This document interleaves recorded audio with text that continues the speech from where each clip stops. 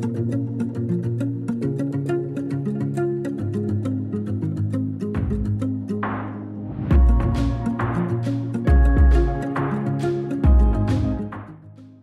à tous et bienvenue dans ce nouvel épisode d'Instant Simple, une parenthèse d'évasion. Aujourd'hui, je suis dans les Hautes-Alpes avec Mariana qui élève des brebis et des agneaux pour qu'elle nous raconte son quotidien d'agricultrice. Allez, je vous en dis pas plus et je vous laisse avec la suite.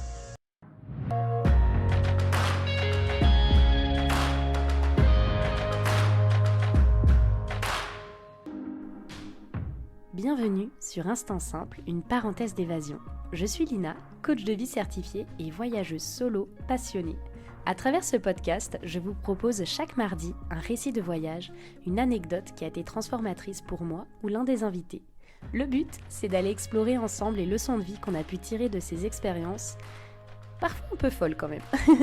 Alors si vous cherchez un podcast qui mixe développement personnel et voyage, vous êtes au bon endroit. Si ce concept vous plaît, je vous invite à soutenir ce podcast en laissant une note, un commentaire ou en le partageant à vos proches. Sur ce, bon épisode. Hello Mariana. Hello Lina. Comment ça va aujourd'hui ? Ça va super bien. Écoute, je suis, encore une fois, je le dis tout le temps à chaque nouvel épisode, mais je suis très heureuse que tu m'accueilles du coup.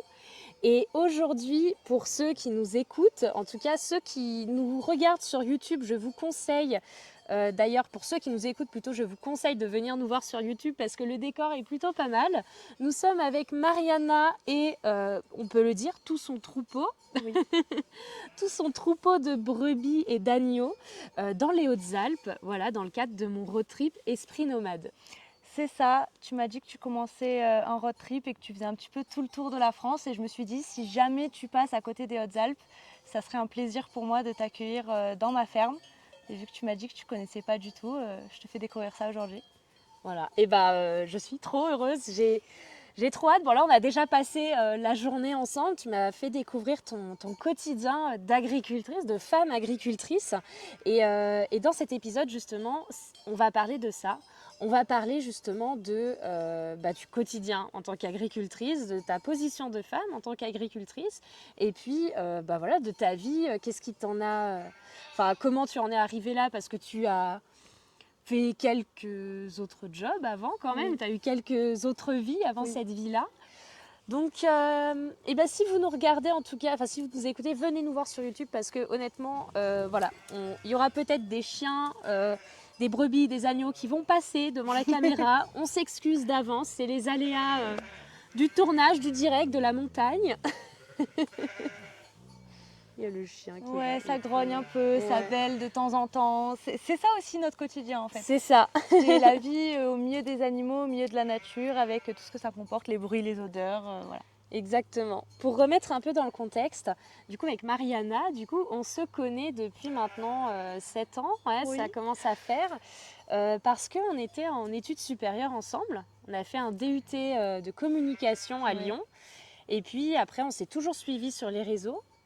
Et en fait, on n'a pas tant gardé contact depuis 6 ans, et puis vu qu'on se suivait sur les réseaux, on restait en contact, on va dire virtuellement l'une et l'autre.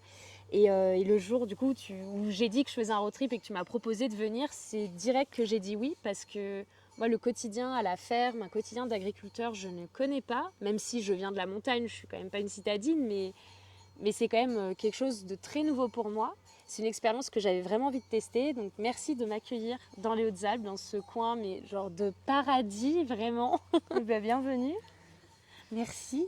Mariana, si tu devais, là, maintenant, nous teaser ce que tu vas nous dire dans cet épisode, ça serait quoi ? Un petit teasing de 30 secondes. Un petit teasing, c'est... moi, je ne suis pas du tout partie pour devenir agricultrice à la base, même si je suis née dans ce milieu. Et je me retrouve ici à vivre mon quotidien avec les animaux et à essayer de défendre ma place en tant que femme dans le milieu agricole.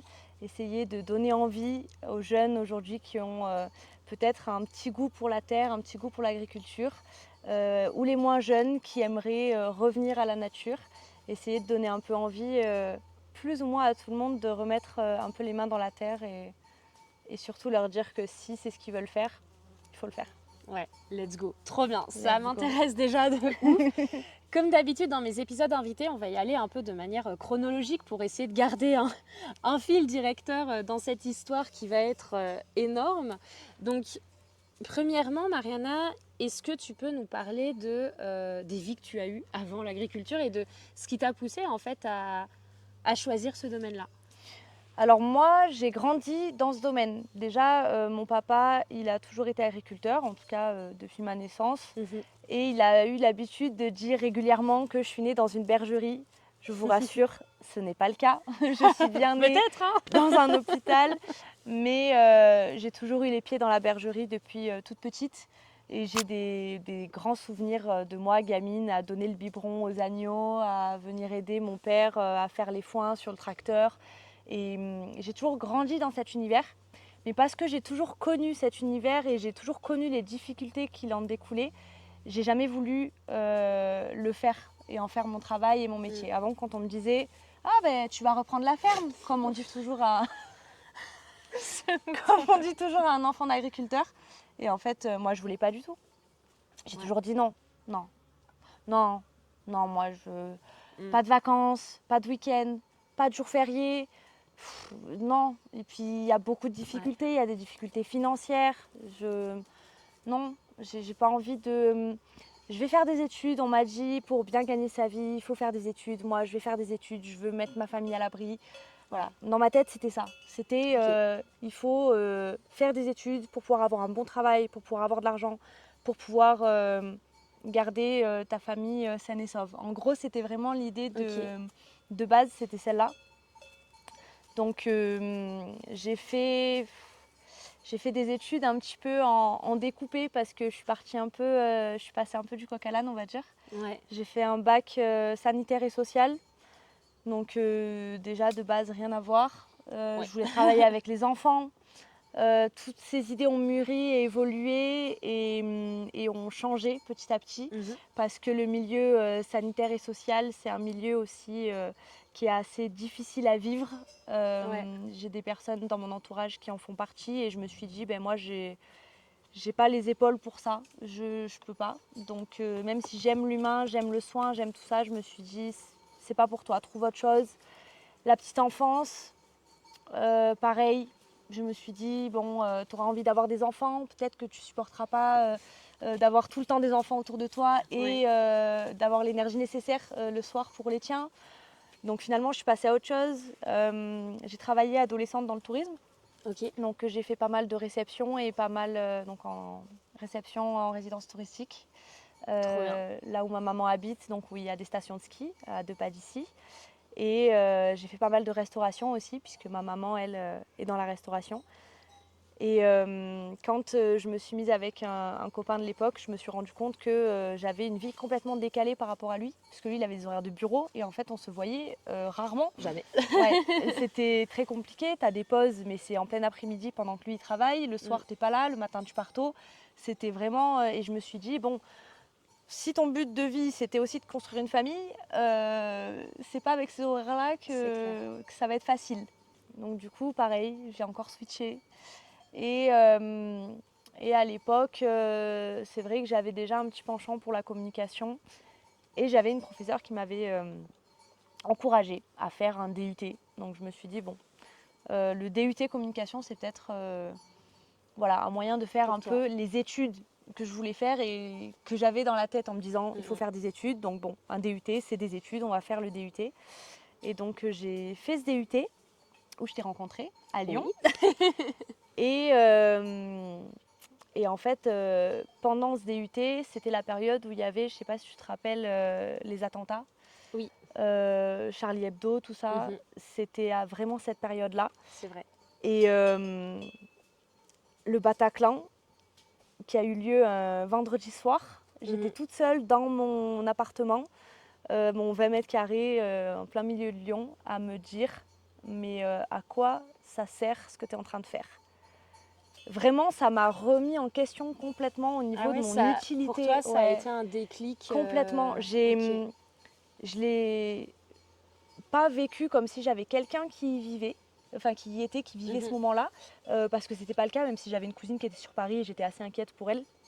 Mais mais je l'ai vécu comme une remise en question en train de me dire il se passe des choses graves. Où est toi ton utilité dans la société et quelle sera ton utilité avec les études que tu es en train de faire? Et j'ai pas trouvé de réponse. Ouais. Mais parce que là, tu te mets un questionnement aussi. Et j'ai pas trouvé de réponse. Donc je me suis dit, c'était vraiment un questionnement qui a évolué tout au long de mes études. Ouais. Et bon, le DUT, c'était très difficile pour moi. Bon, je suis issue d'un bac technologique, donc on m'a pas appris à travailler. Et c'est vrai que j'ai eu mon DUT. J'ai eu par le passé tendance à dire par l'opération du Saint-Esprit. Pas du tout, c'était par l'opération de moi-même. Je me suis battue pour l'avoir, je l'ai eu. Et en fait, sortie de là, je ne savais pas quoi faire, tout simplement. Donc je suis rentrée chez mes parents. Ma mère m'a dit, ton frère part aux États-Unis, là, comme tous les ans, il va travailler. Pars avec lui, ça te donnera l'occasion d'apprendre l'anglais, de voir autre chose. Je me suis dit, bingo, c'est pourquoi pas, quoi. Une bonne idée. Ouais. Puis mon frère, il a toujours vadrouillé, moi pas du tout. Donc je me suis dit, c'est le moment. J'ai pas de travail, j'ai pas d'études, j'ai rien qui m'attache, j'ai plus d'appart. C'est le temps. Je me suis dit, c'est maintenant. Donc j'ai fait ça, je suis un peu allée voir ailleurs. J'ai profité un peu à ce moment-là. Et puis en rentrant, j'ai fait une saison de nouveau dans une réception parce que c'était facile pour moi, je connaissais. Forcément. Et après, j'ai trouvé un travail chez moi. Je suis devenue médiatrice numérique pendant 3 ans. Donc j'aidais les personnes sur ordinateur. Je faisais tout ce qui était démarche dématérialisée, donc aujourd'hui tout, de la retraite à la CAF, en passant par les impôts, voilà, tout ce qui peut être sur internet et où à chaque fois vous vous dites rêver. Putain, comment on fait ça? Voilà, on venait me voir et on disait voilà, je veux faire ça, et moi j'accompagnais les personnes à faire leur démarche. On avait un peu le rôle d'assistante sociale, sans la paye. Mais on faisait un petit peu ça. Et après, j'ai fait ça 3 ans, et à 25 ans, j'ai fait un début de burn-out. Où je suis allée voir un médecin qui n'était pas mon médecin, qui m'a dit vous faites une dépression. Et j'ai dit pas du tout. Je me connais très bien, mais c'était même pas un déni, parce que je savais que c'était pas une dépression comme on pourrait appeler ça, une dépression profonde où il n'y a rien qui va, parce que je savais très bien que c'était uniquement lié à mon travail. J'avais une très bonne place avec un CDI, qui est quand même aujourd'hui dans la société quelque chose entre guillemets de recherché comme le standard, parce que quand tu as un CDI, tu as une certaine sécurité de l'emploi. Et j'avais des horaires, je finissais à 17h tous les jours, sauf que j'étais dans un bureau H24 à la lumière des néons. Et ça, c'était juste horrible. Quand on voit le décor, il y a eu un monde. Ah oui, complètement. Et ce monde, en fait, je le connais.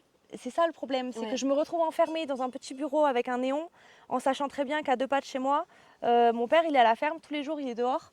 Et que je connaissais ça aussi quand j'étais petite. Et là, il y a il y a un décalage entre ce que j'aimerais être et ce que je suis. Donc j'ai eu l'occasion de quitter ce travail, de partir, donc je l'ai fait. J'ai eu un arrêt de travail pendant 2 mois où j'ai pu me poser, me remettre en question et essayer de souffler. J'ai essayé de reprendre le boulot, ça a été très compliqué. Parce que la hiérarchie, j'avais une chef qui était, c'est des histoires un peu classiques, mais j'avais une chef qui me disait comment travailler alors que c'était pas son travail, c'était vraiment compliqué, surtout que moi j'étais face à des personnes. Donc quand tu es face à quelqu'un, que tu essayes de faire au mieux pour la personne et que tu essayes de faire du qualitatif et que derrière on te dit oula, t'as fait que 2 accompagnements. Et oui, ton quota c'est 10, genre j'ai fait tout un dossier retraite qui représente toute la vie de quelqu'un. Et cette personne-là, si on ne lui fait pas, en fait, elle va rien toucher et elle ne pourra pas manger. Donc pour nous, c'était plus du qualitatif. Et en fait, on était complètement en décalage entre ce qu'on voulait faire et ce qui était demandé. Et pareil, je dis, je peux pas supporter éternellement. D'où le début de burn-out. Elle m'a dit, en fait, c'est complètement lié à ton travail. C'est juste ça qui t'angoisse et qui te bloque.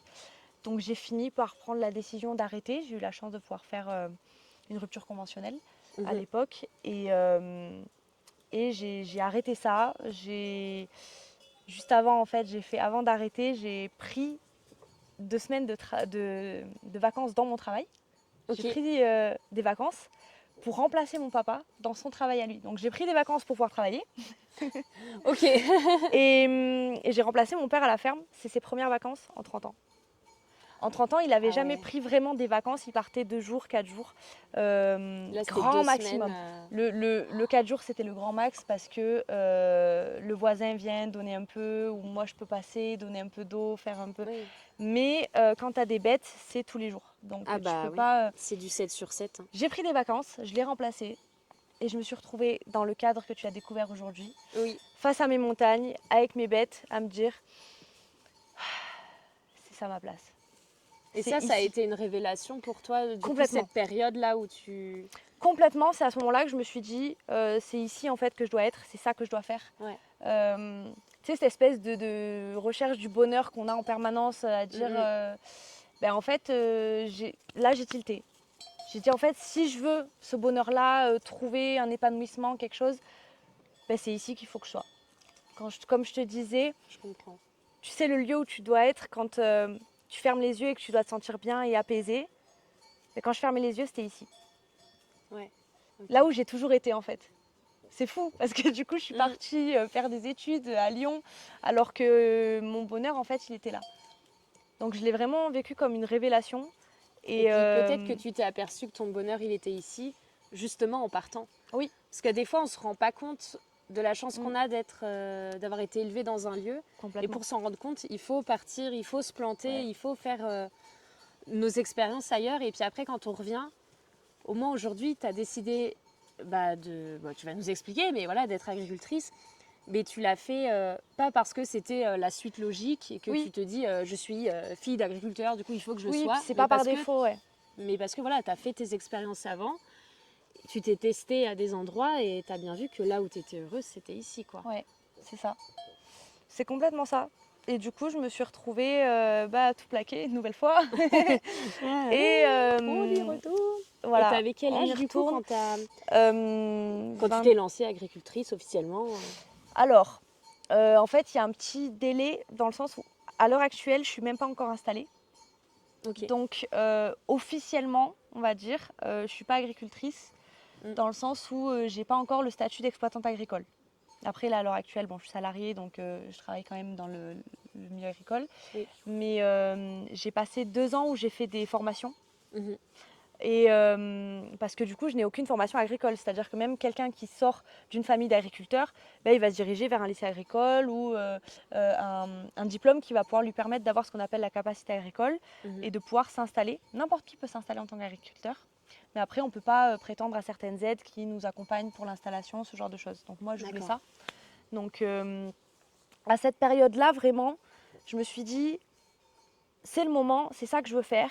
Et il y a autre chose qui a un peu aidé dans mon raisonnement, c'est que mon papa, il est en location là où il est à la ferme. Donc là où moi j'ai grandi, en fait, on est ce qu'on appelle un fermage. C'est une location, c'est des baux ruraux, donc c'est des baux de 9 ans avec tacite reconduction. Ça veut dire qu'ils se reconduisent automatiquement tant qu'on ne les annule pas, enfin on ne les arrête pas. Et pour l'arrêter, il faut s'y prendre 3 ans à l'avance et il faut avoir une raison qui soit le propriétaire s'installe en tant qu'agriculteur et exploitant agricole et va exploiter les terres, soit ses enfants vont s'installer et exploiter les terres.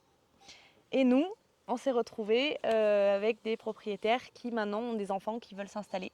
Okay. Donc, merci, au revoir. Et on prend nos petites brebis et on s'en va. Donc là, vous êtes vraiment en plein dedans. Pour remettre dans le contexte, là... Là, à l'heure actuelle, on sait qu'on doit déménager donc l'année prochaine. Ok. Donc, à ce moment-là, je suis dans une période où je veux changer. Ça y est, je sais ce que je veux faire. Je veux m'installer, sauf que je ne peux pas m'installer là où on est parce que on doit partir. Et ce qui m'a encore plus incité à m'installer et à m'associer avec mon papa, puisque c'est ce qui va se passer, c'est que mon papa, lui, il a été agriculteur toute sa vie et ça fait 30 ans qu'il est ici. Et du jour au lendemain, on lui dit, Monsieur Briançon, vous prenez vos petites brebis et vous partez. Et si mon cher papa, à l'âge de 58 ans, il arrive devant une banque et qui dit « Bonjour, j'ai 58 ans, je voudrais 200 000 € pour pouvoir racheter une ferme et continuer mon travail », on va lui dire Monsieur Briançon, vous êtes bien gentil, mais vous allez trouver autre chose à faire jusqu'à la retraite parce que ça va être compliqué. Et c'est fou parce que si tu n'avais pas eu ce désir de reprendre, il aurait dû arrêter. Il aurait dû arrêter et en fait ça m'a brisé le cœur d'imaginer mon papa arrêter parce que je sais que c'est ça qui le fait vibrer, c'est ça qu'il aime, c'est ça qui... Il y a une seule fois où mon père, il a vraiment pas vu ses brebis pendant, à part cette petite fois où il est parti en vacances. Mais bon, en vrai, il est parti en vacances 8 jours. Hein. Il n'est pas parti, il pouvait pas partir plus. Pendant 10 jours, il n'a pas vu ses bêtes parce qu'il était malade, il avait attrapé le Covid. Je m'étais confinée avec lui et je m'étais occupée de sa ferme et de lui parce qu'il a eu une grosse période où il était vraiment cloué au lit et il ne pouvait pas se lever, il ne pouvait pas aller jusqu'aux escaliers de la maison. Donc j'avais rapatrié les brebis, je les avais amenées à côté de la maison pour qu'il puisse les entendre, pour qu'il puisse les voir quand il arrivait à aller sur le balcon. Ouais, parce que c'est un vrai lien, enfin c'est tous les jours. Ouais, donc tous les jours. Tu as un lien avec tes animaux plus que juste d'en être responsable. Quand on dit que nos bêtes on les aime, c'est pas juste dans un débat pro-vegan, anti-vegan. Et c'est pas que votre gagne-pain, tu vois, c'est aussi... C'est pas que ça, c'est toute notre vie. C'est pas juste un job, c'est pas juste un travail, c'est toute une vie. C'est vraiment tout un environnement et tout un quotidien. Donc, pas voir ces bêtes pendant 10 jours quand tu es agriculteur et que tu es chez toi, c'est grave. Ouais. Là, pour le coup, c'était grave. Et bon, par chance, il s'en est remis parce que moi, à ce moment-là, je me dis, mon père est très malade. Moi, je veux m'installer. Et là, je me suis dit, si jamais je perds mon papa tout de suite, je perds tout. Dans ma tête, c'était je perds tout. Par chance, il s'en est remis. Ça a pris beaucoup de temps. Mais aujourd'hui, il va très bien et du coup, maintenant, ça nous permet de prendre du recul face à certaines choses et à nous dire, c'est pas grave. C'est pas grave, tout va bien. C'est ça, et puis de travailler, il peut aussi te faire la passation tranquillement. Et du coup, oui, et puis moi, mon idée, c'était aussi de m'installer avec lui pour pouvoir l'aider à continuer son métier jusqu'à la retraite. C'est-à-dire que si je m'installe avec mon père, lui, il profitera du fait que moi je m'installe et que du coup ça va perdurer dans le temps, il y a une transmission, etc. Donc au niveau de la banque, par exemple, il y a une installation. Au niveau des personnes qui vont vendre leur ferme ou même louer, on ne va pas louer à quelqu'un qui va partir dans 10 ans. Oui. Donc ça permettait que lui puisse s'appuyer sur moi et que moi je m'appuie sur lui pour tout ce qui est son expérience, ses connaissances, parce qu'il a un tas de connaissances. Donc du coup ça se complète quand même vachement bien. C'est beau, je trouve, cette transmission, et puis c'est tellement, c'est impressionnant. Aujourd'hui, tu m'as emmené, pour la petite histoire. Aujourd'hui, du coup, je vous ai suivi, on va dire, la journée dans votre quotidien. Et c'est vrai que c'est impressionnant parce que, donc, pour le coup, vos brebis, elles sont pas dans les plaines, elles sont vraiment dans les montagnes des Hautes-Alpes. Donc, on est dans la forêt terrain, c'est très... c'est très forêt, c'est très... il y a des arbres partout. Et en fait, le terrain est immense. Ouais. Ça monte, ça descend. Il y a des... le terrain est immense. Et c'est fou parce qu'on voit qu'il connaît comme sa poche. Ouais. Genre, quand il déplie tous les filets pour faire des parcs. Tu vas nous expliquer vite fait parce que comme ça, j'expliquerai un peu. Non, mais t'expliques très bien. Mais quand il déplie ses filets pour faire des parcs qui va bouger juste après, il sait où aller pour il sait exactement où il passe. Fou, il connaît la montagne comme sa poche. Ça fait 30 ans qu'il fait des parcs ici. Et les Layons, c'est lui qui les a fait pour pouvoir passer à l'époque avec sa femme, donc avec ma maman. Quand ils sont arrivés ici, il n'y avait rien. Donc ils ont tout fait eux-mêmes. La maison, ils ont tout retapé. Et pareil, la forêt, ils sont arrivés dans la forêt à coups de tronçonneuse. Allez, on fait un petit espace pour pouvoir passer avec le filet pour que les brebis, elles puissent pâturer. Parce que il y a très longtemps, on n'avait pas de filet au tout début, mais avec la prédation qui arrive, qui est une des grosses problématiques aujourd'hui dans l'élevage, c'est la prédation. Donc chez nous, c'est le loup. On est obligé de mettre des filets maintenant. Est-ce que tu peux nous parler, parce qu'au final, on n'a même pas commencé par ça, mais vous exploitez quoi ici? C'est-à-dire, si tu dois résumer, brebis, agneaux, tout ça. Donc du coup, nous, on a une ferme avec 200 mères, donc c'est 200 brebis. C'est une race Mérinos d'Arles que mon père a choisie parce que c'est une race qui est assez rustique. C'est des bêtes qui sont assez petites, donc moi je suis très contente parce que pour les manier, ça m'arrange bien quelque part. Et c'est des bêtes qui ont pas mal de laine, donc ici on est quand même à 1200 mètres d'altitude. Donc même si elles sont enfermées l'hiver dans un bâtiment, il faut quand même qu'elles puissent tenir le choc. Et puis l'été on est tout le temps dehors, donc s'il pleut, il faut qu'elles aient de la laine pour pouvoir se protéger aussi, tout ça. Donc on est en ovin viande, ça veut dire que notre troupeau d'ovins, donc notre troupeau de brebis, nous sert à faire des agneaux qu'on va vendre du coup pour la viande. Donc on fait de la viande d'agneau et mon papa avait son système pendant des années et moi quand je suis arrivée, je lui ai proposé de mettre en place la vente directe qui est quelque chose auquel je tiens parce que je pense qu'à l'heure actuelle, c'est plus qu'un effet de mode. Je pense que c'est quelque chose sur lequel il faut revenir. Et voilà, du coup, je fais des caissettes de demi-agneau que je vais aller vendre en direct. On a acheté un frigo pour que je puisse partir chez les gens et les livrer. On fait ça à peu près tous les 3 mois. Et du coup, à côté, il faut que la production, elle suive. Donc, ça veut dire avoir un suivi de troupeau nickel avec des agneaux qui grossissent assez vite et en même temps pas trop parce qu'il ne faut pas que ça fasse que du gras. C'est tout un tas de choses qui sont en fait finalement assez techniques et qu'on ne voit pas forcément de l'extérieur. Mais voilà, c'est assez passionnant en fait finalement. Et c'est vrai qu'il y a beaucoup de choses. Il y a le côté avec les brebis. Moi, j'ai un gros côté aussi vente du coup. Et du coup, communication qui me sert, quelles que soient les études que vous faites, ça vous servira. Et en quittant la communication, je me suis toujours dit, ça te servira, tu verras un jour, ça te servira. Et en effet, ça me sert parce que du coup, je communique sur mes produits, sur ma ferme. Et quand on déménagera, je communiquerai sur ma nouvelle ferme parce que j'ai plein de projets, je veux faire plein de choses. Donc voilà, aujourd'hui, le quotidien ici, c'est celui-là. En été, on fait beaucoup de parcs tous les jours. On fait des parcs pour pouvoir nourrir nos bêtes et pour les protéger aussi un minimum de la prédation. On a des chiens de protection qui sont là pour ça aussi, qui cherchent le frais à l'heure actuelle. Oui. Et, donc les chiens, là, on s'entend, c'est les patous. C'est les chiens de protection. Ouais, c'est les patous. Race qui peut faire peur aux randonneurs, on s'entend. Oui, complètement. C'est vrai que bon, voilà, ça nous apporte quelques problématiques autres que juste la prédation. Ça éloigne les loups, mais ça peut éloigner aussi malheureusement les randonneurs. C'est vrai qu'on comprend les gens qui ont peur et quand on est là, on essaye d'intervenir, d'expliquer, etc. Mais voilà, c'est des chiens de travail qui sont là pour nous aider à faire notre travail et pour protéger les bêtes. Les bêtes, elles sont là. Si on passe à proximité, forcément, les chiens ils viennent à la rencontre. Parce que oui, les loups, c'est pas un mythe. Enfin, je veux dire, il y en a. Non, mais juste pour nous, c'est loin. Et je pense pour beaucoup de personnes qui écoutent cet épisode de podcast, quand on me dit il y a des loups, moi je me vois petit chaperon rouge. Complètement. Je me dis des loups, il y en a, très peu en France. Il y en a beaucoup plus que ce qu'on pense. Et cette parole n'engage que moi, mais il y en a beaucoup plus que ce qu'on compte. Parce qu'à l'heure actuelle, il y a des comptages qui sont effectués. Mais voilà, c'est vrai qu'on est dans une société qui évolue beaucoup vers l'écologie, vers le bien-être animal, vers tout ça. Et je pense qu'on tend vers des extrêmes et que c'est des mouvements qui sont parfois dirigés par des personnes qui ne comprennent pas tous les tenants et les aboutissants des problématiques. Et donc nous, on est dans certains aboutissants des problématiques où on se retrouve en effet à avoir la prédation à cause du loup qui a été...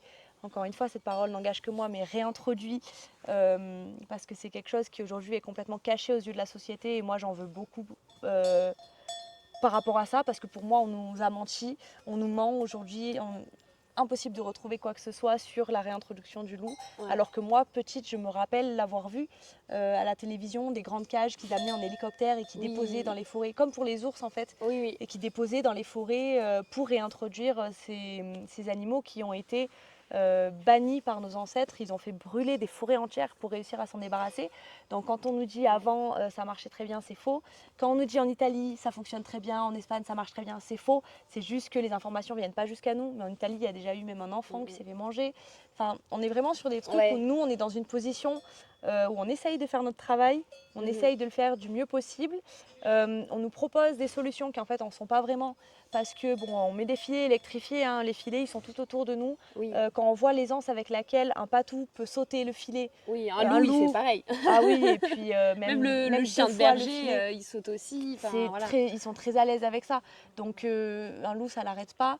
Heureusement qu'on a les chiens, mais les chiens posent des problèmes avec les randonneurs. Voilà, on est sur des grosses problématiques. Si tu devais donner d'ailleurs un conseil pour ceux qui nous écoutent aussi, un conseil justement si en randonnée on croise un patou, qu'est-ce qu'on fait? Alors un patou ou une autre race de chien de protection, hein, parce qu'il n'y a pas que le patou. Donc s'il y a un chien, c'est qu'il y a un troupeau à proximité. Donc déjà on ne s'approche pas du troupeau, si on peut on essaye de le contourner. Première chose à faire, on ne crie pas, on ne court pas, on ne fait pas de gestes brusques. Parce que le chien pour lui ça peut vite devenir une menace. Le but du chien, c'est pas d'attaquer, c'est vraiment de repousser s'il y a un problème. Le chien, Ouais. il attaque que si vraiment il est dans une position où il est coincé. C'est juste de la C'est-à-dire dissuasion normalement. face à un loup, il peut aller l'attaquer si le loup il fait front et qu'il part pas. Oui. Mais pour qu'un chien attaque un humain, après moi je parle de mes chiens parce que je les connais et la plupart des chiens sont comme ça. La problématique c'est que comme tu l'as vu, c'est des chiens qui sont la plupart du temps en autonomie et c'est des chiens qui ne se dressent pas. Donc on ne peut pas dire au pied et le chien revient. C'est des chiens qui ont vraiment des instincts qui sont faits pour faire face à la prédation. Oui, et puis ils ont Donc, été élevés avec les brebis, oui, c'est leur famille, ils les défendent. et ils les défendent en fait. Ils les défendent et ils les défendent coûte que coûte. Le nombre de fois on retrouve des chiens, pas chez moi, mais j'ai eu des collègues qui ont retrouvé des chiens qui étaient égorgés par le loup parce qu'ils se sont battus et que c'est allé jusqu'à perdre le chien. Parce que le chien, il a fait son boulot, il a défendu jusqu'au bout. Malheureusement, quand on croise des randonneurs, le chien, il va au contact, il va vérifier qui es-tu, qu'est-ce que tu fais là. Et il va vérifier que c'est pas un danger. Donc on évite tout ce qui est gestes brusques, tout ce qui pourrait faire peur au chien, on évite. Ensuite, moi ce que je conseille, c'est par exemple, souvent on a un sac à dos, enlever le sac à dos, ça permet déjà de relâcher les épaules et d'être moins stressé face au chien. Ce qui fait que le chien, du coup, nous on va un peu se détendre et le chien il va voir que la position se détend. Donc du coup il va déjà penser, bon, ça se calme. Et ça permet aussi de pouvoir mettre le sac à dos entre soi et le chien avec le côté qui était contre son dos face au chien. Parce que le chien, il va vouloir nous sentir. Le chien, ça fonctionne à l'odorat. À l'ouïe aussi, mais ça fonctionne à l'odorat. Donc il va venir vous sentir pour savoir qui vous êtes, etc. Donc il vient vous sentir. Si vous avez le sac entre vous et le chien il va sentir le sac. Vous serez rassuré parce que le chien, il n'a pas la truffe contre vous. Donc, dans votre tête, vous allez vous dire, si le chien il mord dans le sac. Il prend le sac et pas moi. Voilà, ça peut rassurer la personne. Et le chien, ça lui permet quand même d'avoir ce contact olfactif qui va lui permettre, lui, de se rassurer. Ensuite, on peut parler au chien. Vous lui inventez un petit nom, prenez le nom du chien de votre voisin, le nom de votre chien d'enfance ou celui que vous connaissez, ou tout simplement le toutou. Voilà, vraiment sur un ton qui va être détendu. Oui, gros chien, j'ai vu que tu faisais ton travail, c'est très bien, tu es un bon chien. Et peut-être essayer d'employer des termes qu'il pourrait connaître. Retourne au troupeau, c'est très bien, tu as bien travaillé, va voir tes brebis. Voilà, pour que le chien, il sente qu'il n'y a pas de problème avec vous. Ensuite, le chien, il va potentiellement vous suivre, surtout s'il est en dehors du parc. Mais le chien, il a une zone délimitée où il va protéger. Donc, à partir du moment où vous serez sorti de cette zone, chez moi, la zone, elle est grande parce que quand les brebis, elles sont un petit peu à proximité, on va dire, de la maison, la zone, elle va de la maison jusqu'à après les brebis. Parce qu'ils protègent et les brebis et nous. Parce que sur la ferme, la maison est sur la ferme, donc on est vraiment sur un gros territoire. Mais je le vois de suite, les gens, dès qu'ils passent la maison et qu'ils font 50 mètres de plus, le chien, il fait demi-tour et il revient. Parce que c'est plus son territoire, il a fait son travail, il a éloigné le danger potentiel. Donc ça, c'est des choses que j'essaye de dire aux gens quand je les croise, mais malheureusement, on n'est pas tout le temps là. Donc c'est pas toujours évident de savoir. Après, quand on a un chien de loisir, un chien qu'on aime bien emmener avec nous en balade, etc. Surtout les tout petits chiens, ça peut être compliqué. Moi, je ne conseille pas de les laisser en laisse ou alors de lâcher la laisse quand il y a rencontre entre les deux chiens parce que le chien qui est en laisse va se sentir prisonnier. Et le pire truc à faire, c'est de prendre le chien dans ses mains et dans ses bras. Alors là, c'est la pire chose à faire parce que les chiens peuvent plus se rencontrer. Il y en a un qui est prisonnier, donc il ne peut plus rien faire. Et c'est là qu'en général, il y a des morsures. Et notamment des morsures sur les personnes parce qu'ils protègent le chien en fait. Et les chiens, quand ils vont en contact entre eux... Pour un humain, c'est pas instinctif de se dire je le laisse... Et oui, parce qu'on a l'impression de le laisser en pâture. Sauf que si il doit partir en courant, il peut. Donc c'est sa protection à lui, c'est la fuite, il peut fuir. Alors que s'il est en laisse, il ne peut pas fuir. Donc voilà, il y a un côté aussi un peu comme ça. Après, chez nous, malheureusement, on a eu tellement de problèmes avec ça et de mal à expliquer aux gens qu'on a fait interdire les chiens de loisirs. Parce que les gens en plus ont tendance à pas forcément très bien réagir quand on leur dit qu'il faut faire attention, qu'on a des chiens, etc. Donc on a fait mettre un arrêté parce que c'était de la fatigue au quotidien. Et ça fait partie des très très grosses problématiques qu'on a aujourd'hui, nous sur le lieu où on travaille en tout cas. Donc juste histoire que mon père puisse dormir un peu tranquille en fait. C'était vraiment dans cet accès-là. Et si on... déjà merci pour ce conseil parce que je pense que ça peut aider aussi beaucoup de personnes. aujourd'hui, si on si on parle du coup de ton quotidien d'agricultrice, est-ce que tu peux nous faire une journée type? Non, Non? évidemment que non. Justement, c'est l'intérêt de ce métier, c'est qu'il n'y a pas de journée type. Toutes les journées ne se ressemblent pas. Après, en été, on va avoir, là, comme on a fait aujourd'hui, faire les parcs, déplacer le troupeau. Ça va être une journée type parce que c'est quelque chose qu'on fait tout le temps. Mais il y a des périodes, donc il va y avoir des périodes de foin, des périodes où on va faire tout ce qui est semis, etc., travail du sol. Que nous, à l'heure actuelle, on ne fait pas encore ici, parce qu'ici, on a tout en prairie naturelle, mais ça sera le cas dans notre future exploitation. Et tout ça, c'est des périodes, en fait. Donc, tu ne peux pas dire une journée type, je me lève et je vais prendre le tracteur ou je vais à mes brebis, parce que ça change tout le temps. Après, on voit nos brebis tous les jours, on les nourrit tous les jours. Ça, c'est le quotidien de base, c'est les bêtes. Donc, le soin aux bêtes. Après, quand on les nourrit, en général, on prend toujours un petit temps pour regarder, pour vérifier. Donc, voir celle qui est, tiens, celle-là, elle est un petit peu maigre, elle a peut-être un petit souci.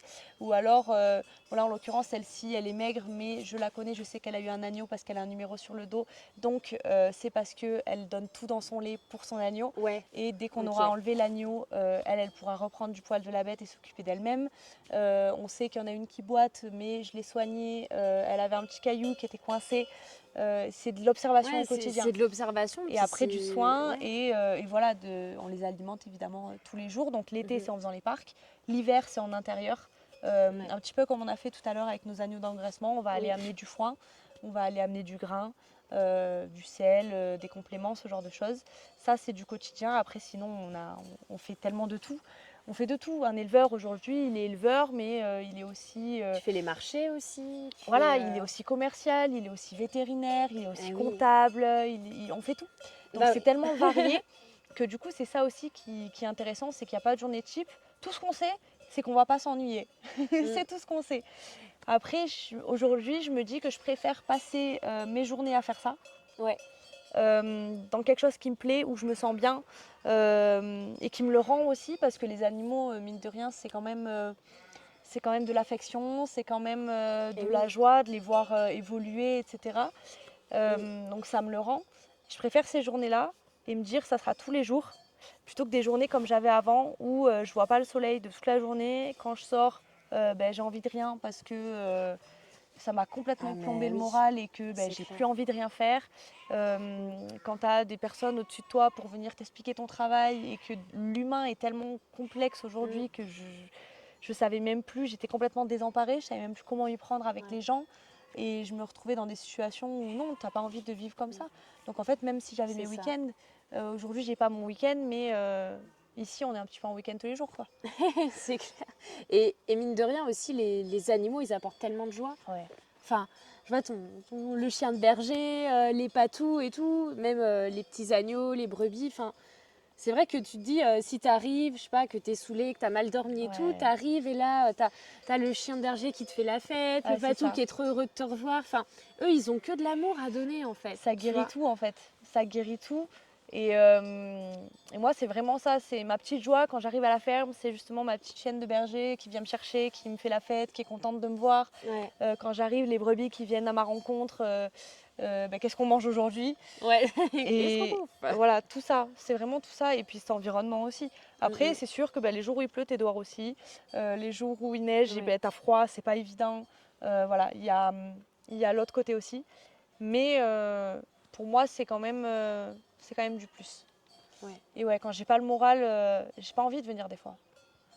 J'ai pas envie, t'as passé une nuit de merde, ou tu t'es embrouillé avec ton mec, ou en ce moment juste ça va pas, parce que ça arrive à tout le monde, il y a des jours où ça va pas, c'est comme ça, tu sais même pas pourquoi ça va pas. Et bien quand t'arrives ici, mine de rien, ça va un peu mieux. Et je me dis, on devrait tous avoir un boulot qui nous fait cet effet-là. Dire le fait de travailler, c'est limite un peu ta thérapie aussi.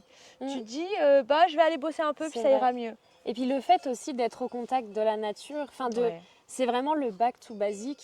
Enfin, c'est ça, le retour aux essentiels de la vie, tu vois. Et c'est vrai qu'aujourd'hui, je trouve, moi la première, tu vois, je suis digital nomade, je travaille avec mon ordinateur. Je suis issue d'une famille où, dans ma famille, on a beaucoup de personnes qui ont des métiers du faire, c'est-à-dire qui sont menuisiers, charpentiers, facteurs, esthéticiennes, enfin profs, enfin tu vois, des métiers sur le terrain, tu vois. Ouais. Et en fait, moi, je suis là avec mon ordi à bosser et pour eux, c'est lunaire. Et des fois, en fait, quand je passe des journées avec toi comme ça, je me dis, mais en fait, oui, c'est lunaire ce que je fais. Enfin, c'est lunaire.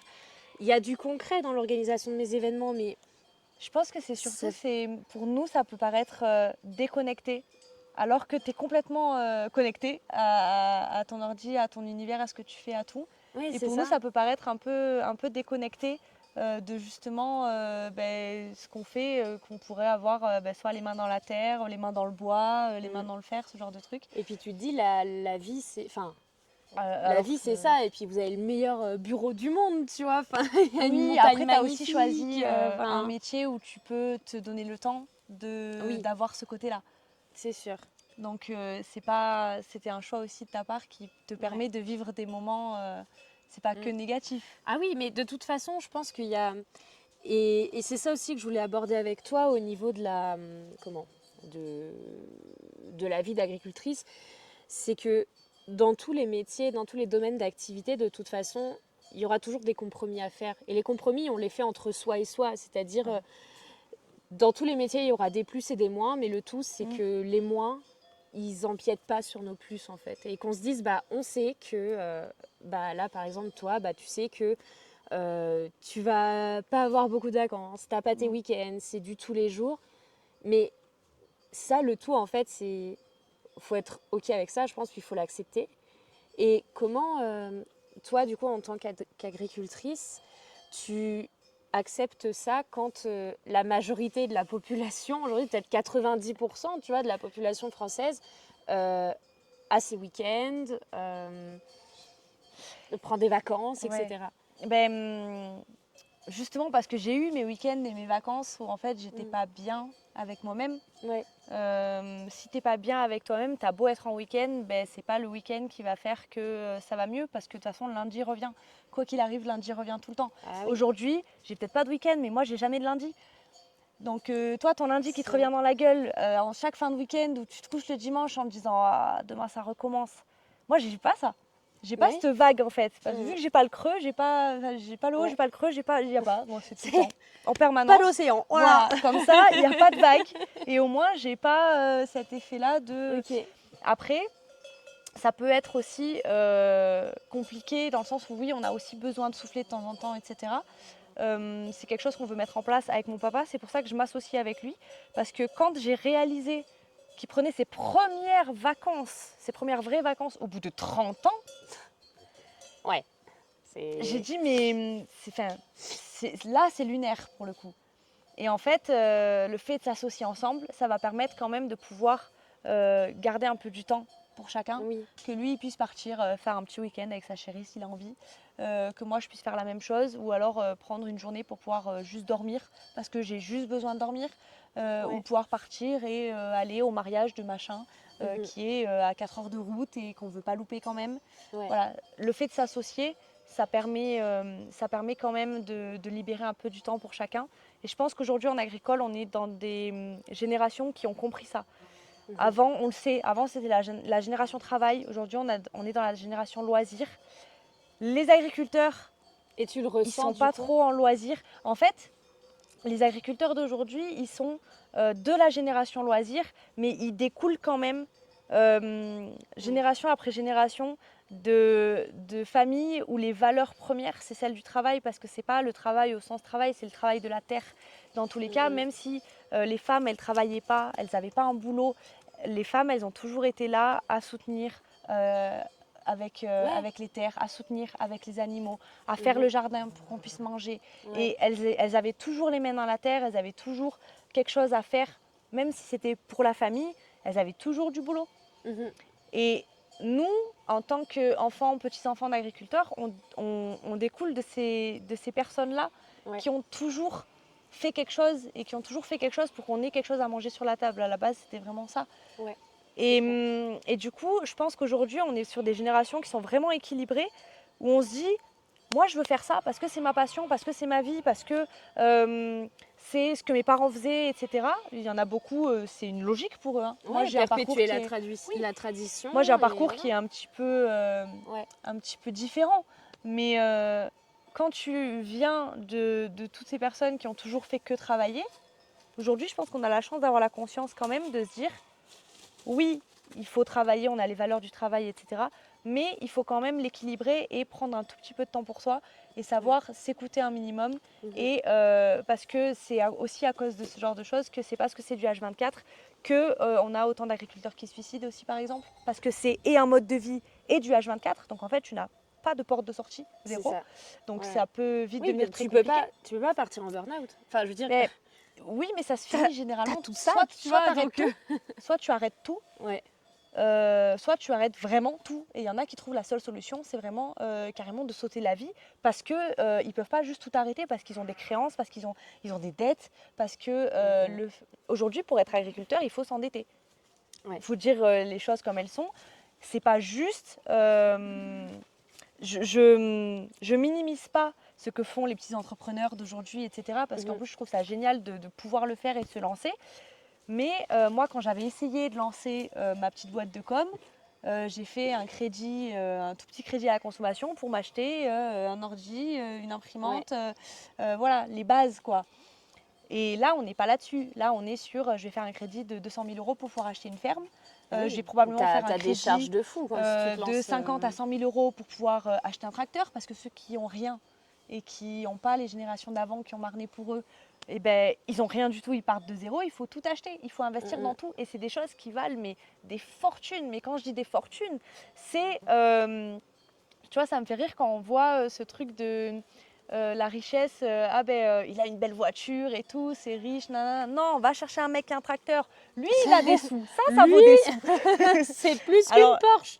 Mais c'est vrai, hein, c'est plus cher qu'une Porsche. Après, malheureusement, pendant la plupart du temps dans ta vie, c'est à la banque. C'est pas à toi, c'était pas tes sous. Mais c'est tout ça qui fait que tu arrives à un moment où soit ça se développe, tu y arrives et tu finis par rembourser des crédits, etc. Mais tu es quand même toujours un peu comme ça parce que tu sais que tu as tes crédits sur le dos. Soit tu n'y arrives pas et là, c'est vraiment très très compliqué. Et c'est souvent ces situations-là qui font que les mecs ils craquent et qu'ils lâchent complètement tout. Ok. Et parce que là, je vois que ça fait longtemps qu'on papote. Il y a vraiment un sujet que je voulais aborder avec toi. Ah oui. Autour de la féminité. Oui, le fait d'être une femme en agriculture. Donc vas-y, parce que tu as plein de choses à nous dire quand même. C'est un sujet qui revient beaucoup. Oui, souvent quand on m'interroge, notamment tout ce qui est journaliste, etc., c'est là-dessus. Ça va être le fait d'être une femme dans un monde d'hommes, ça va être tout ça. Aujourd'hui, on a la chance que ce métier se féminise, parce que pour moi, c'est une chance et un droit, et voilà. Oui. Ce métier se féminise de plus en plus, comme tous les métiers qui étaient avant dits des métiers masculins, des métiers d'hommes, parce qu'on a des moyens qui permettent de faire en sorte que le facteur force soit moins impactant. Ouais. Donc aujourd'hui, quand on me dit toi, tu n'arrives pas à bouger une botte, oui, mais la botte de 200 kg, mon père, il la bouge pas non plus. Il peut pas la porter. Donc on la fait bouger parce qu'on a des bottes rondes et que tu pousses, ça roule. Mais il va pas la porter. Il va prendre le tracteur comme moi. Exactement comme moi. Après, oui, il y a un petit peu, quand on faisait la fourche tout à l'heure, il y a un moment, tu m'as dit, c'est vrai que c'est lourd. C'est vrai que c'est lourd. Sauf que quand tu le fais tous les jours, tes muscles ils se forment aussi. C'est juste qu'ils mettent plus longtemps à sortir qu'un mec qui va être fait pour faire du muscle. Voilà, ton corps, toi, il est fait pour faire des enfants. Bon, tu lui demandes de faire du muscle, ça prend un peu plus de temps. Mais tu y arrives quand même. Et tu y arrives toujours. Tu finis toujours par y arriver. Il y a autre chose, c'est que le fait d'être une femme en agriculture, ça te permet de réfléchir les choses aussi différemment. Parce que tes difficultés vont pas forcément être celles d'un homme, et vice-versa d'ailleurs. Ouais. Mais du coup, tu vas le réfléchir autrement. Bon, ça, je peux pas le lever, je peux pas le pousser, je fais comment? Je trouve un truc qui fait levier, je fais... C'est ça. Et du coup, tu vas réussir à trouver d'autres solutions qui vont... Donc, c'est vraiment juste une question d'adaptation pour moi. Après, quand je sors, que je m'apprête, que je me maquille, que voilà, je suis en petite robe et qu'on me demande qu'est-ce que tu fais dans la vie, je suis agricultrice. What? Comment ça toi, les gens, là, comme ça? Ouais, les gens, des fois, ils ont un petit moment de... Parce que, c'est pas marqué sur ma gueule. Mais c'est pas marqué sur la gueule du boulanger non plus qu'il est boulanger. Pourtant, quand il dit je suis boulanger, ça choque personne. Parce qu'il y a pas Évidemment. il y a encore le cliché peut-être des agriculteurs qui sont sales, qui sont pas propres sur eux ou qui savent pas parler, ça aussi. Ouais. Voilà, ce côté un peu trop campagnard qui ressortirait. Et pourtant, on peut faire les deux. Bon, là, à l'heure actuelle, j'essaye de faire pousser mes ongles, ce qui est compliqué parce que quand tu les pètes tous les 2 jours. Ouais, non, mais oui, Mais j'imagine. sinon, Faut ça mettre des m'arrive faux très pour moi. régulièrement d'avoir des ongles comme toi. Et là, quand tu as des ongles comme ça et que tu dis que tu es agricultrice, là, on te regarde encore plus bizarre. On te dit, mais c'est tu arrives à cette travailler folle avec ça? Mais comment tu fais? Ben, comme tout le monde, je fais. Je prends dans Voilà, les mains. je prends. Donc on peut se faire une manucure et avoir les mains dans la merde la plupart du temps. Parce que soit elles sont dans la terre, soit elles sont dans le fumier, en règle générale. Donc juste, ben, quand on rentre, on les nettoie. Voilà, on a une petite brosse, c'est le secret, une petite brosse qu'on Voilà. passe sous les ongles. Et après, ils sont tout propres. C'est Et- vraiment juste s'adapter. Quand je suis au travail, ben, je suis au travail. Je suis habillée généralement à peu près comme ça. Le gros pantalon parce que on est en pleine forêt, que ça nous accroche dans tous les sens. Il y a des et voilà. ronces et des trucs, oui. Et oui, ben, je suis en brassière parce qu'il fait chaud et que le gros t-shirt il colle parce que je transpire. Et voilà. Après, je m'attache les cheveux et quand je sors, ben, je détache tout. Je fais un petit maquillage parce que j'ai envie de me sentir jolie et que je peux. Je vais mettre une petite robe parce que justement, encore plus maintenant qu'au travail, je ne peux pas m'apprêter. J'aime le faire encore plus à l'extérieur. Donc il y a des fois où même je vais abuser complet. Je vais vraiment faire un super Too make-up et tout alors qu'on va juste boire un coup. Voilà, je suis vraiment un peu Ok. dans cette échelle-là, on va dire. Après, le fait d'être une femme aujourd'hui et de vouloir faire un métier dit masculin, je pense que c'est plus un frein et qu'il ne faut pas se laisser freiner justement par ça. Il y a encore énormément de clichés et le problème souvent ça vient du métier lui-même, du C'est corps ça. de métier, où on te regarde un peu en disant ouais bah t'es une femme, bah vas-y fais, hein, on va bien rigoler quoi. Alors que pas forcément. Oui, c'est clair. Le seul problème c'est que quand t'es une femme, tu dois faire tes preuves en permanence. Et dès que t'échoues, dès qu'il y a un problème, dès qu'il y a un truc qui va pas, ça va retomber sur ah ben oui c'est une femme. Ouais, c'est normal, c'est logique. Voilà, c'est ben on vous avait prévenu hein. Et il y a une question que je me pose parce que, alors je t'ai pas suivi sur les réseaux je crois à l'époque, mais tu as été élue Miss France Agricole 2022. Voilà, exactement. Désolée, Y a pas j'ai de zappé le souci. titre. Tu as été élue Miss France Agricole 2022. J'aimerais bien que tu... Est-ce que tu peux nous en parler? C'est-à-dire, qu'est-ce qui t'a poussé à t'inscrire à ce concours? Est-ce que tu voulais défendre des causes fortes, quelles qui étaient accrochées? Ouais, alors moi, j'ai toujours été passionnée par la photo en règle générale. D'accord. Donc j'ai beaucoup pris de photos avant. Et ensuite, je suis devenue modèle photo aussi. Et là, c'était un concours, je suis tombée là-dessus sur Facebook. Miss et Mister France Agricole, beaucoup de followers.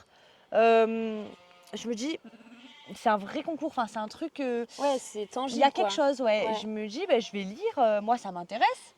Parce que tu te présentes avec une photo, un machin, et je me dis, moi j'adore prendre des photos, j'adore l'agriculture, ça mixe un peu tout ça. J'avais déjà fait un concours, type concours de beauté, c'était Miss Élégance à l'époque, quand j'étais ado.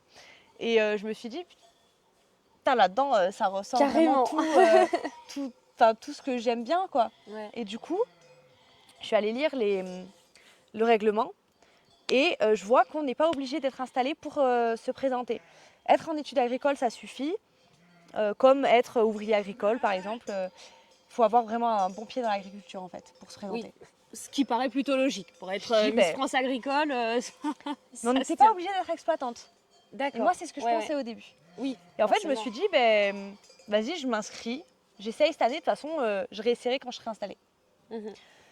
Donc, j'envoie une candidature comme ça, où je mets plusieurs photos. Une photo où on voit bien ma tête, une photo où je suis avec des brebis, une photo où il doit y avoir le tracteur ou un truc comme ça. Enfin, voilà, j'ai envoyé un petit montage photo. Avec une présentation, avec nos motivations, fallait expliquer un petit peu voilà, d'où on venait, ce qu'on voulait faire, notre projet, etc. Et ce qui nous motivait à nous inscrire, quoi. Et moi, c'est vrai que je voulais défendre un peu la place des femmes dans le milieu agricole et me dire, imagine, tu pourrais inspirer des petites filles qui se disent, putain, moi aussi, je veux être agricultrice, quoi. Ouais. Comme aujourd'hui, je suis des nénettes qui conduisent des camions et où je me dis, ça c'est un truc que j'aurais aimé faire aussi. Tu vois, dire parce que je suis capable. Juste montrer, moi aussi je peux conduire des camions. Et j'imagine des fois dans les routiers la gueule des mecs quand c'est une petite nénette comme ça qui descend du camion et qui leur prouve à tous que elle aussi elle peut faire et que c'est pas un problème quoi. Mais des fois, je vois tellement ce sentiment une fois, il n'y a rien à voir, mais j'adore jouer aux échecs. Et avec mon ex, il jouait énormément, il était dans un club et un jour il m'avait amené à un concours d'échecs et en fait j'ai participé, tout le monde pouvait participer. Et on était 52 participants. Sur les 52, on était 3 femmes. Ah ouais. Et je savais que les échecs c'était un sport, bon c'est considéré comme un sport on va dire. C'était une activité très homme, tu vois, il y avait beaucoup d'hommes qui jouaient aux échecs mais très peu de femmes. Mais en fait quand je me suis retrouvée dans la salle et que là j'ai regardé, j'ai vu que des mecs, je me suis dit mais à ce point, tu vois. Et en fait, et je sentais parce que c'était donc nos adversaires, on tournait en fait, on affrontait toujours des personnes différentes et je sentais vraiment quand je m'asseyais face à un homme que, et même quand je joue dans les bars ou quoi à Paris ou quand je suis en auberge de jeunesse et tout, souvent je joue contre des hommes et quand je les bats, quand je commence à les dominer sur le jeu, mais je sens que genre pour certains c'est très compliqué pour leur ego, tu vois. Tu sens qu'ils sont touchés en mode vraiment. Oui, plus, pas juste parce qu'ils sont battus, mais parce qu'en plus ils sont battus par une femme. Oui, c'est ça. Ouais, complètement. Mais c'est des trucs qui persistent et que moi je rêve du jour où cette question on la posera plus. Mais oui, parce que ça ce sera sera plus naturel, un sujet en fait. Le jour où ça sera plus un sujet, c'est ce jour-là où on aura tout gagné. Exactement. Parce que oui, on est dans l'extrême, on va dire, inverse, et on est tout le temps en train d'insister sur le fait que oui, on est capable, que oui, on peut faire. Regardez-moi, moi aussi, je fais à la fourche. Et je le fais. Moi, aujourd'hui, j'ai créé mes réseaux sociaux pour ça, pour justement montrer qu'on est capable et pour expliquer au grand public notre métier, notre passion, pourquoi on fait, comment on fait, pourquoi, etc. Donc mon but, il est vraiment d'expliquer des choses.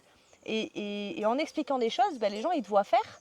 Donc au plus on va voir de femmes faire, au plus ça va devenir naturel. Et là où je suis contente, c'est que récemment, j'ai été filmée par des jeunes filles qui sont, elles, en lycée agricole et qui, du coup, font des études agricoles. Et je leur ai demandé si elles sentaient dans leur classe ce regard un peu des mecs sur elles.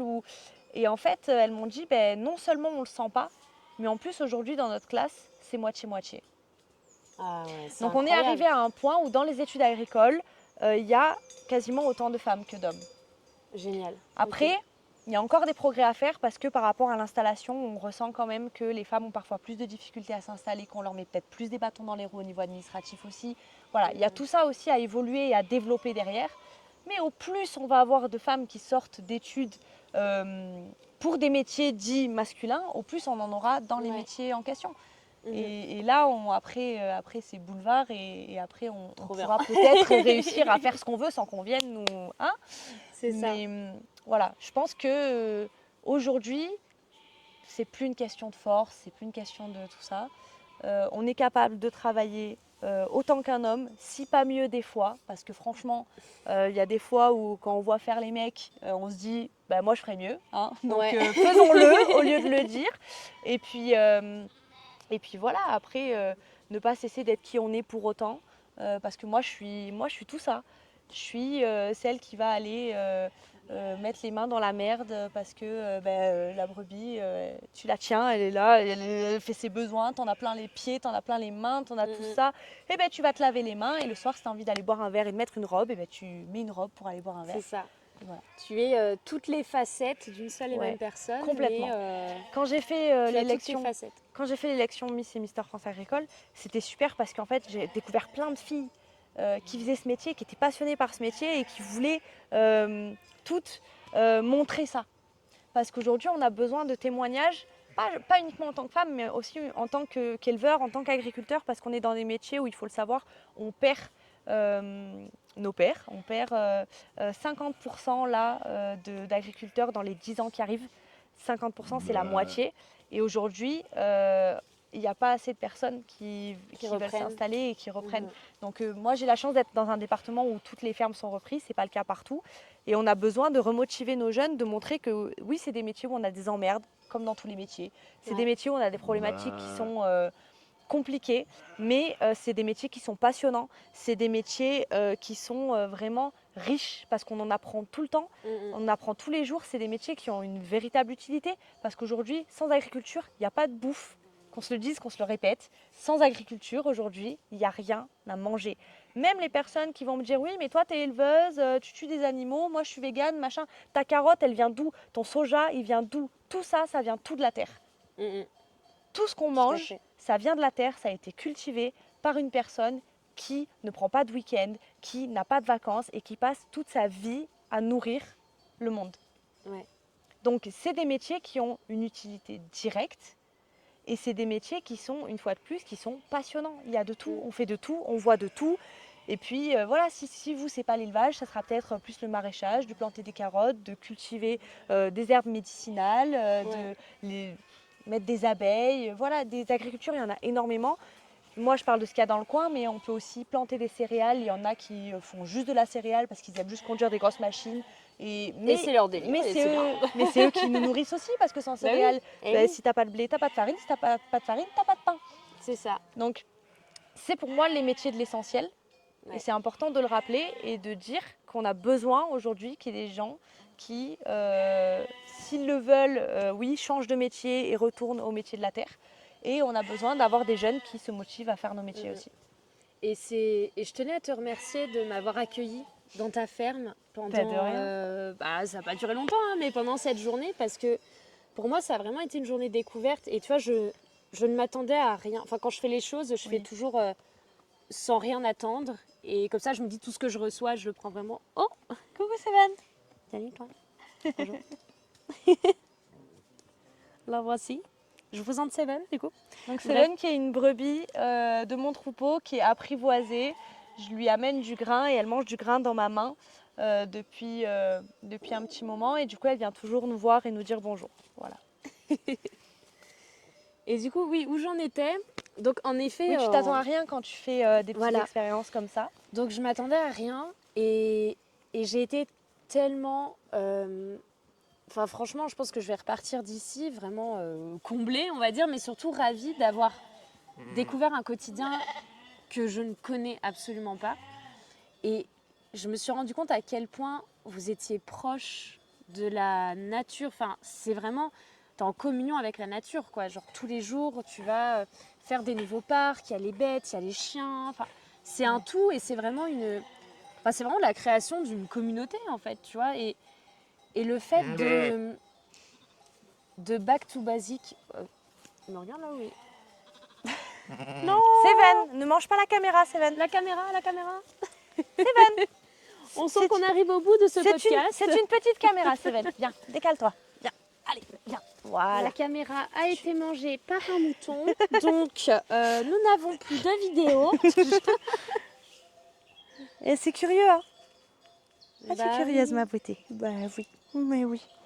On a fini, t'inquiète pas. Oui. En tout cas, voilà, merci pour tout, parce que ça fait toujours plaisir de retourner à la nature, je trouve, et puis de retourner aux essentiels. Et je pense que j'avais jamais vu les essentiels d'aussi proches, en fait. Même si j'ai un potager et tout, mais voilà. Mais écoute, tu seras toujours la bienvenue, comme je disais, donc on va déménager. Donc dans notre nouvelle ferme, on aura, ça sera en exclusivité sur internet. Dans notre nouvelle ferme, on aura des chèvres. Ouais. Donc je t'inviterai à venir découvrir tout ça parce que c'est encore un autre univers, des chèvres, des fromages, donc des marchés, tout ça. Donc, ça mérite un épisode 2. Voilà, du coup, tu feras une nouvelle découverte et puis tu seras toujours la bienvenue même si un jour tu as besoin de souffler et de faire autre chose. Merci. Voilà, tu seras toujours la bienvenue à la ferme. Merci Mariana de nous avoir partagé tout ton ressenti, tout ton vécu, toute ton histoire d'agricultrice et autres sous toutes tes facettes.